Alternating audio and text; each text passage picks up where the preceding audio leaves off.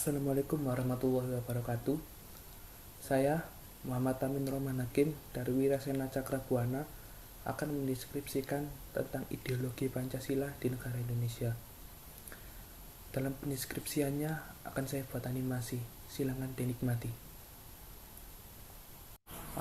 Pancasila sebagai dasar negara Indonesia memiliki 3 makna. Untuk yang pertama itu etimologis, yang berarti Pancasila berasal dari bahasa Sanskerta yang artinya itu 5 sila ataupun 5 dasar. Untuk yang kedua adalah historis, yang berarti Pancasila berasal dari proses yang panjang mulai dari tanggal 29 Mei 1945 sampai 22 Juni 1945. Untuk yang ketiga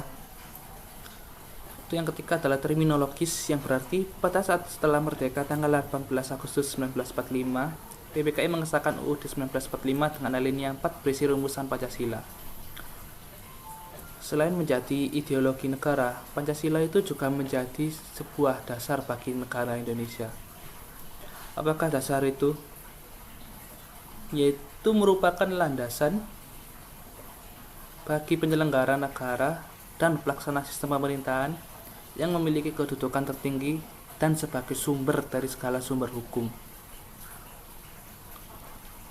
Selain itu, Pancasila juga sebagai pandangan hidup bangsa yang merupakan pedoman untuk berpikir dan berperilaku bagi masyarakat Indonesia dalam kehidupan sehari-hari.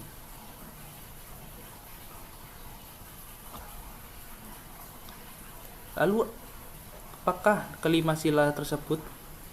Di sini akan saya jelaskan dari kelima sila tersebut. Untuk yang pertama, sila ketuhanan yang Maha Esa. Sila ini memberikan kebebasan kepada kita dalam melaksanakan ibadah sesuai agama dan keyakinan masing-masing, serta diharapkan untuk menciptakan kerukunan antar umat beragama dan menyadari bahwa kedudukan dan martabat kita sebagai makhluk Tuhan itu sama. Contoh penerapannya seperti melaksanakan ibadah tepat waktu, memperdalam ajaran agama melalui ceramah, selalu berdoa, dan lain-lain. Yang kedua, sila kemanusiaan yang adil dan beradab. Sila ini mengandung makna bahwa kita diharapkan selalu menjunjung tinggi harkat dan martabat manusia sesuai dengan nilai-nilai keadilan. Sila ini juga menyatakan bahwa kita, bangsa Indonesia, menghendaki adanya pergaulan antar umat manusia dan tidak membedakan sara.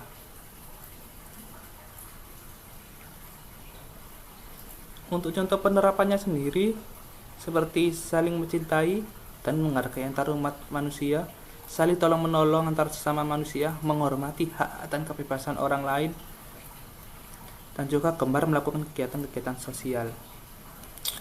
Untuk yang ketiga sendiri adalah sila persatuan Indonesia.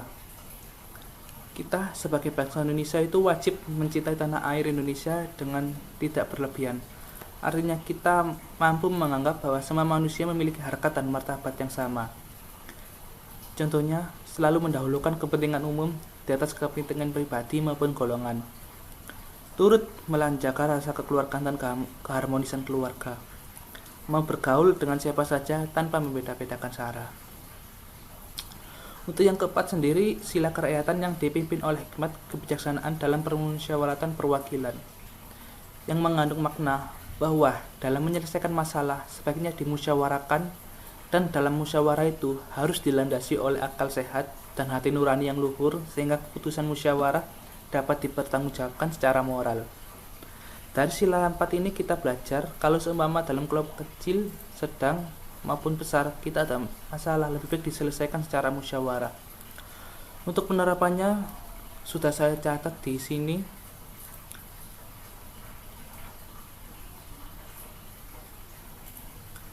Sila kelima itu adalah sila keadilan sosial bagi seluruh rakyat Indonesia,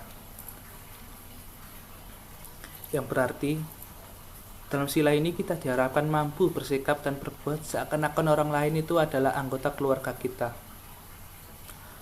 Untuk contoh penerapannya seperti selalu berhemat dalam setiap penggunaan kebutuhan hidup, berupaya bekerja keras dalam setiap penyelesaian tugas dan pekerjaan, gemar menabung untuk kebutuhan hidup di masa depan, dan lain-lain. Itulah penjelasan dari saya.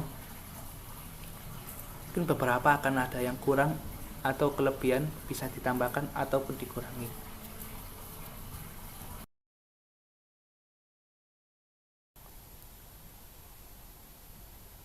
Sekian itu saja animasi dari saya. Atas kurang lebihnya saya mohon maaf sebesar-besarnya. Wassalamualaikum warahmatullahi wabarakatuh.